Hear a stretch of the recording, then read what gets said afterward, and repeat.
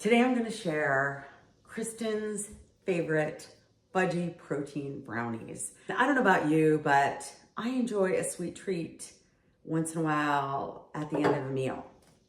But what I don't enjoy are the blood sugar spikes, the energy highs and lows that go along with that. So I have created, gathering different recipes and then inputting a few ingredients that helps regulate blood sugar and won't cause those sugar spikes, which actually lead to more sugar cravings, right? We want to be able to have a treat and move on, right? Not keep searching out more sweet treats. So this to me is super satisfying. It's high in fiber, high in protein, and really it's just packed with a lot of good nutrients. So here's to enjoying my favorite Fudgy protein brownies. I have went ahead and I already put it all right here in my Vitamix. It's got black beans, right? That's the secret ingredient. I hate to tell you, but if you have somebody that might be a little weary of that, don't mention this, but they are fantastic as an ingredient in a healthy brownie. I've used cacao powder. It's a great source of antioxidants. It's low calorie and it tastes great.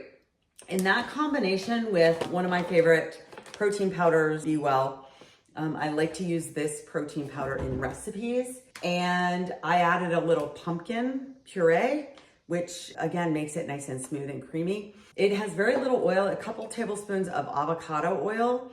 And then I used 1 tablespoon of almond butter.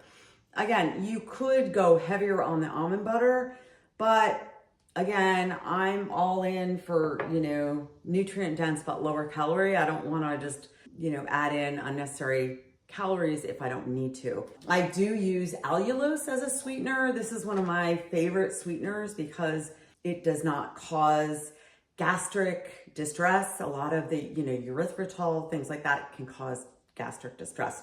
So allulose is no calories and it's pure and does not cause, any blood sugar spikes. Like let's say a recipe that calls for maybe maple syrup or coconut sugar, you see that frequently. This is a good alternative and I use the liquid.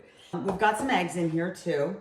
And then just 2 tablespoons of coconut flour. So not a real floury treat either, which I like, right? Sometimes those high flour, even gluten-free, can increase cravings. So with that said, I will blend this up and then I will stir in some Q chocolate chips, which again adds just enough, a little bit more chocolate, but you don't need a whole bunch in here, right? I just do like a 1/4 cup, 1/3 cup to the whole recipe. And this makes about, depending on how you bake them, I do them in little muffin tins and I'll show you that. So anyway, that's the recipe and I hope you enjoy.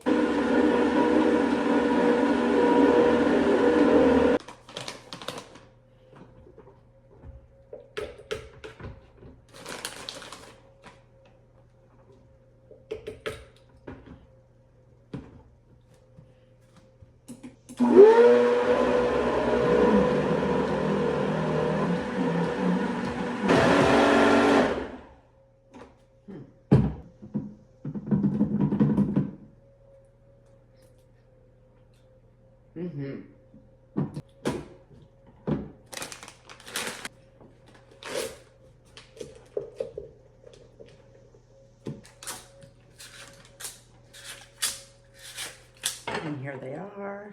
Let's give it a try.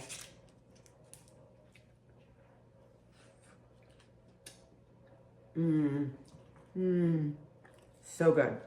Fudgy, chewy, you will not know the difference. My husband doesn't. He loves these. They're so good.